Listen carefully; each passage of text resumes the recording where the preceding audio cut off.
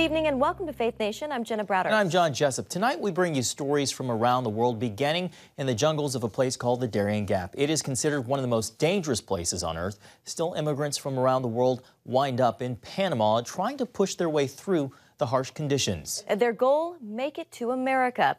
Instead, many end up in overwhelming local villages. Chuck Holton brings us tonight's top story from the Darien Gap. There's a flash flood of human misery flowing down this swollen river deep in the Darien Gap, that lawless jungle region between Colombia and Panama.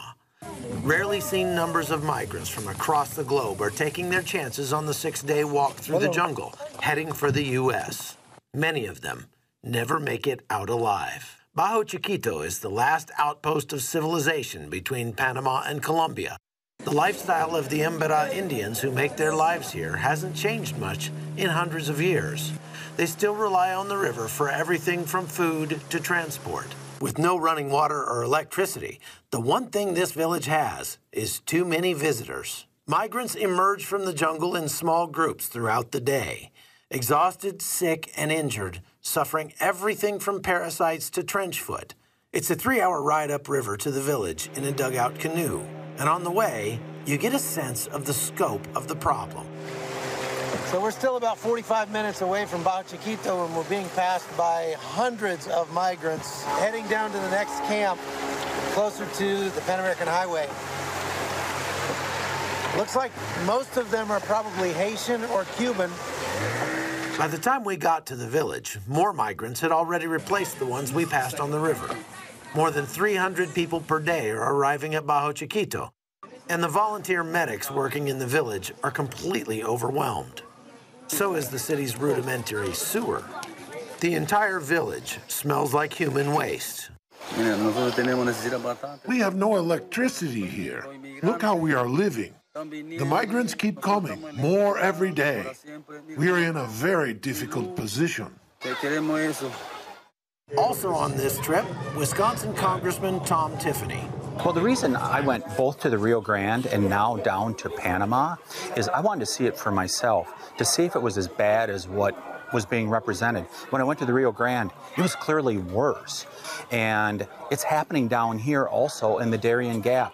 This is an incredibly arduous journey that people are going through the jungle in order to get here. And I mean, we see it right here. People's feet torn up, being carted around in a wheelbarrow. It is awful what is going on, and there's no reason for it. The horror stories that I'm hearing from the people coming through here, as they step out of the jungle, they're just literally stepping out. They're finishing their walk right this minute as they come out of the jungle. And they're limping their way in, literally, in very bad shape. And they're all telling me there's so many people dying. There's so many people that are dying out here. They have a population of almost 500 people. They've had over 1,000 migrants at a time that have been going through here.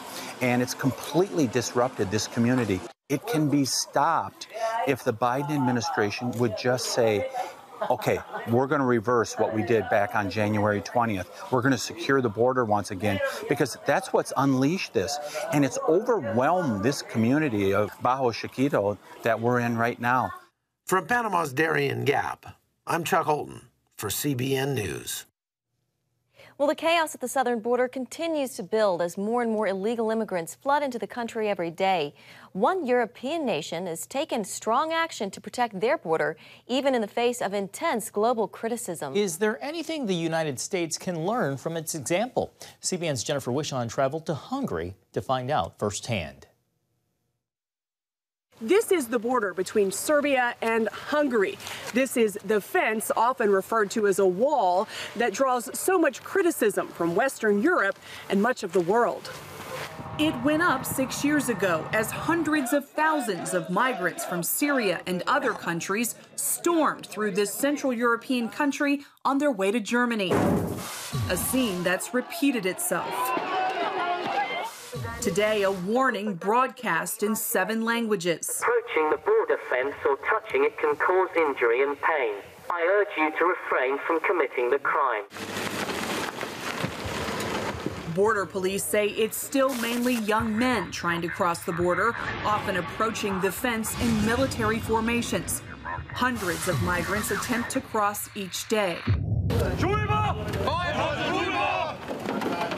Riot teams remain on standby, and now officials are bracing for another wave from Afghanistan. Around 400 Afghans, including the family members, are now in Hungary, and we definitely will take care of them. But here there's a full stop. We will not receive anyone else. We will protect our border, we will withstand the pressure, and we will continue to stick to our own right to make our own decision whom we allow to enter the territory of our country and with whom we are ready to live together. We're getting an aerial view of the border. Hungarian officials tell us in the summer of 2015, 150,000 refugees were walking across the border every month. They walked miles across a great expanse of quiet farmland, shocking residents. A lot of damage there. There were a lot of damage in the agriculture. There were some farms, you know, and just went into the houses, which was very much irritating to the people living here. General Bakandi George, Hungary's chief national security advisor, was waiting for us when we landed at the border. Could you have curbed this problem without a fence? Egészen biztosan nem. Kerítés kellett ahhoz, hogy az előzönlést, a határátlépést akadályozzák. Ez nem megy másképp. In a country with a history of oppressive occupations and a post-World War I treaty that dramatically reduced its size, Hungary is unapologetic about preserving its culture built on the foundation of Christianity. És nyilvánvalóan a migráció nagyon... Migration already brought forward huge cultural clash and will bring even more. Under Soviet rule, Pastor Nemeth Sandor was forced to practice his faith underground. Today, he leads the largest evangelical church in the country. Tragikus hibának tartanám. I believe it's a tragic mistake. Hogy Pál apostolnak az örökségét eltékozolná Európa. Waste the heritage of the Apostle Paul. Isten Pál apostolt Európába küldte. God sent the Apostle Paul. Ő rakta le Európában a kereszténységnek az alapját. He laid the foundations of Christianity on this continent. Senior Hungarian officials tell CBN News it's simple. They don't want a multicultural society. We think that migration is harmful. It creates parallel societies. People losing their roots and their traditions. Also, promoting migration gives room to trafficking organizations and have also many security concerns. Asbay and other officials say while they're not opposed to legal migration, the government seeks to help people where they are, rather than transporting them to a foreign culture. And in the face of criticism from the European Union and much of the world, Hungary sees securing its borders as key to its survival. The Judeo-Christian revelation and values are something I am willing to fight for at the moment. Jennifer Wishon, CBN News, reporting from Hungary's southern border. All right, thank you, Jennifer. Churches burned, pastors imprisoned, and genocide against ethnic Muslims. What's behind this major crackdown in China? Next. International pressure is mounting against China's communist government. It's accused of launching a major crackdown against Christians. And even more inhumane, committing genocide against ethnic Muslims. CBN's Gary Lane has more. February 1st, 2021. Public security police storm onto the property of a government-sanctioned church in China's Wenzhou city. Their mission? Toppling a cross from the roof of a church building for a second time. They'd removed the cross 7 years earlier, but church members replaced it. Bob Fu is with China Aid, a group that helps China's persecuted Christians. That city alone, we have documented over 1,600 churches with their crosses were being burnt, destroyed, and destructed. And many pastors, were even detained, imprisoned. China's Christians say it's the worst persecution against them since Chairman Mao Zedong. to use Ambassador Sam Brownback's word, it's a war against the faith. I think it's a war against the independent faith. And it's no longer limited to certain regions of China. VOM's Todd Nettleton says this massive wave of Christian persecution is widespread, and it's coming from the national government. What we say in 2021 is that everywhere in China, there is intense persecution of Christians. There is intense efforts to control the church, to bring the church under Communist Party control. The crackdown is affecting every Christian in China, says Nettleton. Protestants, Catholics, government-registered churches, and unregistered house churches. And the Chinese Communist Party has a new excuse for targeting Christians. Now, under this pretext of COVID-19 coronavirus, the Chinese Communist Party has intensified its persecution by banning all the church activities, even those services or worship or prayer meetings in believers' own homes with their own family members. July 22nd, 2020. A loud knock on the door at the home of a woman in China's Xiamen city. She tells the police outside they cannot enter her home without a permit. Moments later, they destroy the lock and enter anyway, breaking up what the government says is an illegal meeting. Fu says it's all part of President Xi Jinping's campaign of sinicization, which means Christians are only considered to be good citizens if they adhere to communist ideology. Ironically, Xi Jinping's portrait was even put on the church pulpit along with the Chairman Mao.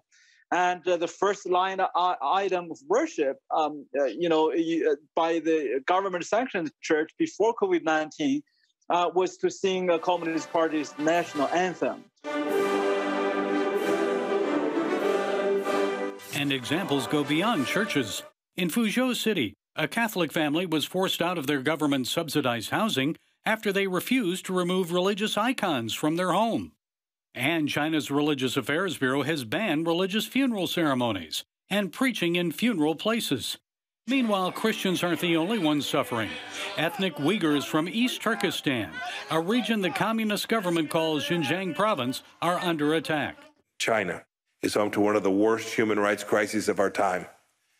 It is truly the stain of the century. One day before he left his post as U.S. Secretary of State, Mike Pompeo officially announced that China is committing genocide against the Uyghurs and Turkic people. New Secretary of State Antony Blinken supports the genocide designation. For years, the Chinese government has forced Uyghur women to undergo abortions and forced sterilizations.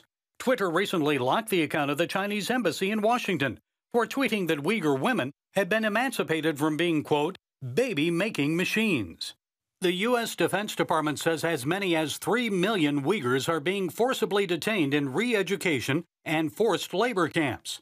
The president of East Turkestan's government in exile told me on the Global Lane that China is using the camps as a place to brainwash the Uyghurs and harvest their organs for profit. And he says detainees are being used as slave labor. Millions are still, working in slave labor factories, producing, products for companies like Apple, Nike, Costco, and dozens of others. And Uyghurs are reportedly being used to manufacture solar panels for export to the U.S. and elsewhere. The Chinese government calls it a poverty reduction effort. The U.S. State Department is alerting corporate CEOs and others about China's use of Uyghur slave labor so they won't become involved. Meanwhile, despite the suffering, Bob Fu is expressing optimism about the country's spiritual future. He says when the Communist Party seized government control in 1947, only about 1 million people in China claimed to be Christian. But today, after 70 years of unrelenting persecution, their numbers have grown to as many as 130 million. So I think at the end of the day, maybe we should call President Xi Jinping as God's, faithful servant to revive his church. Gary Lane, CBN News. Lebanon on the brink of disaster. What it means for the country and the rest of the Middle East when Faith Nation returns.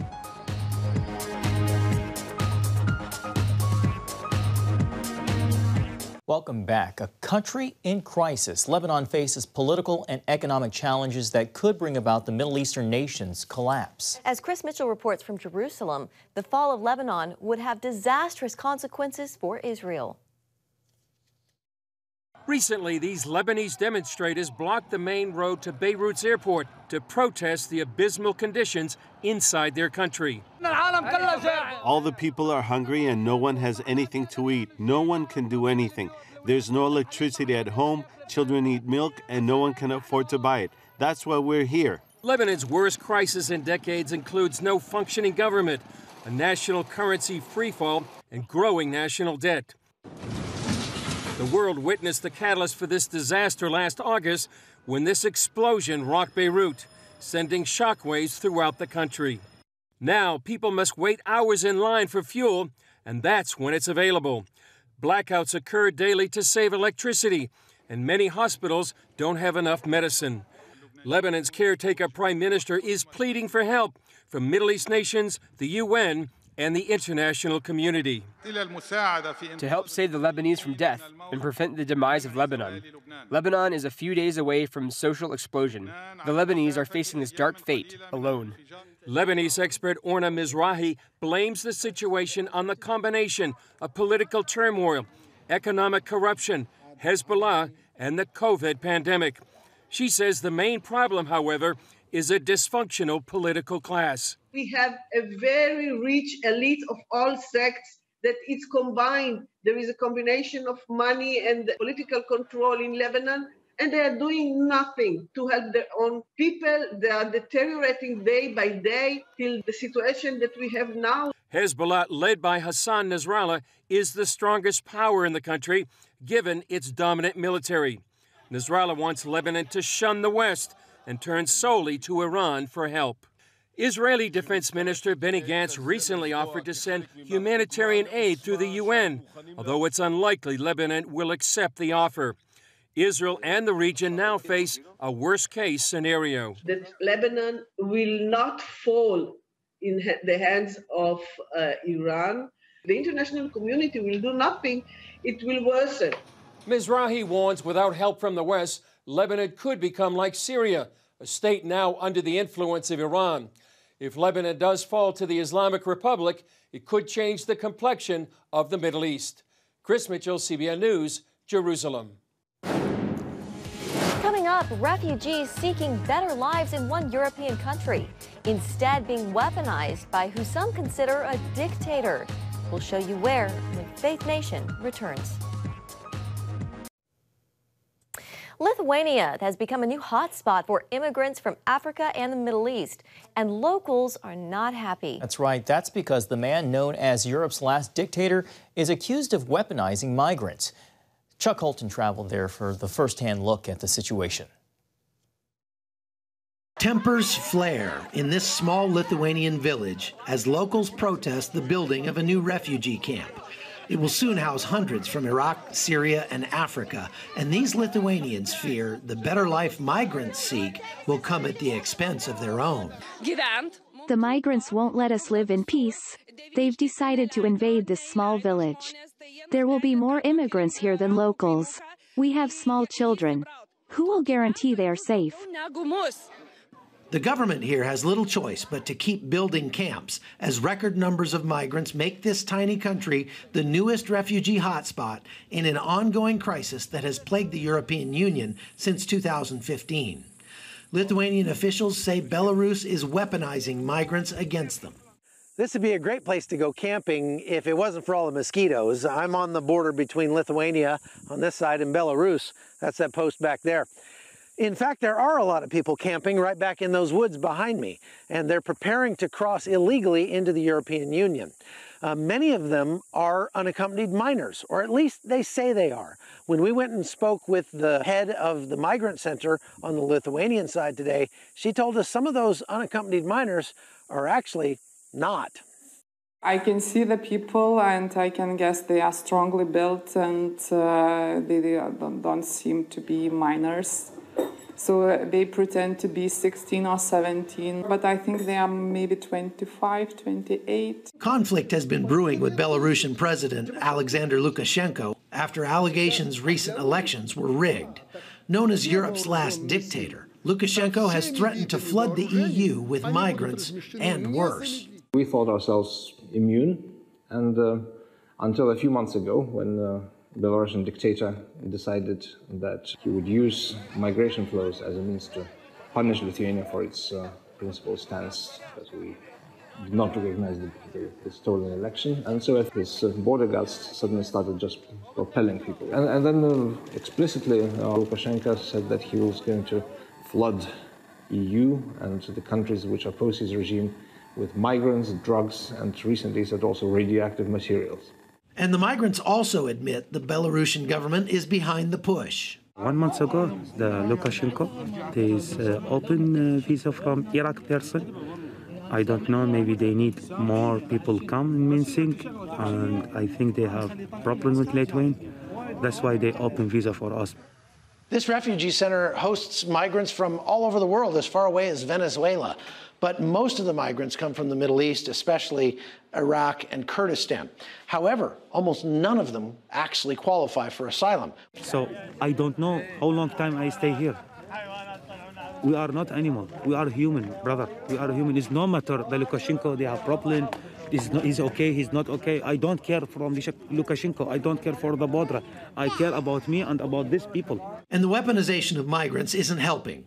These Iraqis won't be allowed to continue into the EU because Lithuania knows each one that succeeds means many more will come.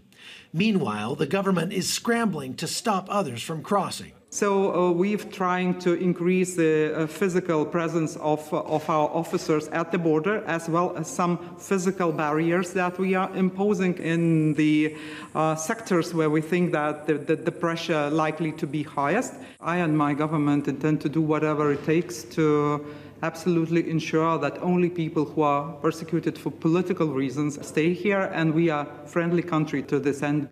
In Vilnius, Lithuania, I'm Chuck Holton for CBN News. And that is going to do it for Faith Nation. Chuck Holton racking up the frequent flyer miles. Thank you for watching, and we'll see you next time.